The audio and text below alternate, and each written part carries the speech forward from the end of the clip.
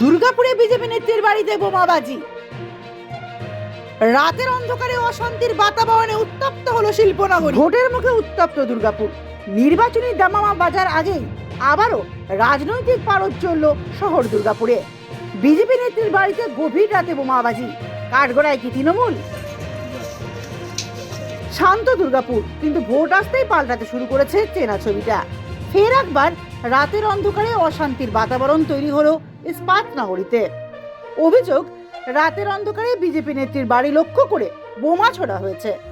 শুক্রবার রাত 9টা নাগাদ এই ঘটনায় তীব্র চাঞ্চল্য ছড়িয়েছে দুর্গাপুর পূর্ব 1 নম্বর মণ্ডলের সেক্রেটারি শাশ্বতী গিরির বাড়িতে। এই জন্য রানা প্রতাপ এলাকায় এখন শুধুই আতঙ্কের ছাপ। প্রশ্ন উঠছে, এই বোমা কি তৃণমূলের কাজ, নাকি রাজনৈতিক মাইলেজ পেতে বিজেপির নিজেরই এমন ঘৃণ্য চাল? পুলিশ অবশ্য সব দিক খতিয়ে দেখার আশ্বাস দিয়েছে। এ বিষয়ে অবশ্য ভীষণ আতঙ্কিত বিজেপি নেত্রীর মা সংবাদ মাধ্যমকে জানান, সুপুরি কাটছিলাম বসে বসে, তার হঠাৎ এরকম বোমের আওয়াজটা পেলাম। এতে আর আমি বেরোচ্ছিলাম, অন্ধকার হয়ে গেছে, এই আলোতে একদম প্রচণ্ড অন্ধকার। এই বোমাতে কিচ্ছু চোখে দেখতে পাচ্ছি না। দিয়ে তাকাচ্ছে যে কোথায় ফেললো বোমটা, বুঝতে পারছি। কোন পরে লোকজনে আসলো, তখন ওনারা বললো কোথায় ফেলেছে। আমরা তো বুঝতে পারছি না কোথায় ফেলেছে। তবে ওনারা দেখে এইখানটা বোমাটা কোন পার্টি করে? ওই বিজেপি করে। বেশি দিন হয় না এই করছে। এবারে কেন আমাদের উপর এরকম করছে আমরা কিছু বলতে না। মিটিং টিটিং আমাদের ঘরে একটু ভয়, লোকজন আসে যায় দেখে। এখন কে করেছে না করেছে। অন্যদিকে পাল্টা তোপ দেখেছে ঘাসফুল শিবিরও। তৃণমূল নেতৃত্বের দাবি, পরাজয় নিশ্চিত বুঝে মানুষের সহানুভূতি পেতে নাটক করছে বিজেপি।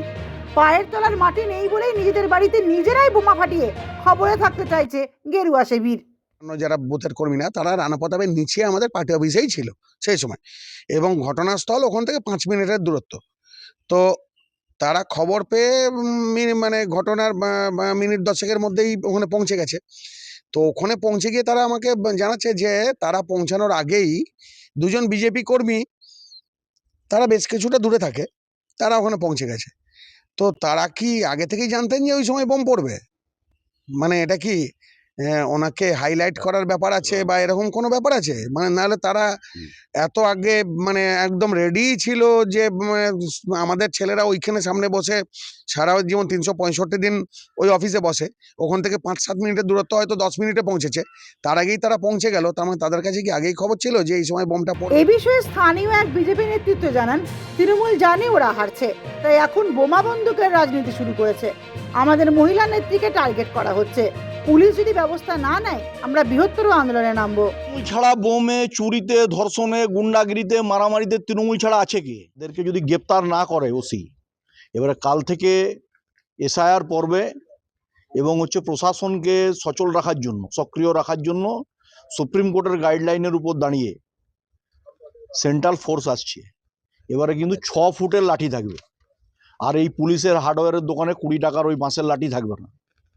যারা এই আমাদের কার্যকর্তাদেরকে দমানোর চেষ্টা করছে, বিজেপির কার্যকর্তারা সক্রিয় কার্যকর্তা বলে মাটি কামড়ে তারা। বর্তমানে ঘটনা তদন্ত শুরু করেছে পুলিশ। শুক্রবার রাতের এই ঘটনাকে কেন্দ্র করে রানা প্রতাপ এলাকায় এখনো থমথমে পরিস্থিতি বজায় রয়েছে। ভোটের আগে এই ধরনের ঘটনা কি আরো বাড়বে, সেই দুশ্চিন্তাই এখন ঘুরপাক খাচ্ছে দুর্গাপুরবাসীর মনে। দুর্গাপুর থেকে অন্তরা সাধুর প্রতিবেদন, সমাজ পরিবর্তনে মানুষ।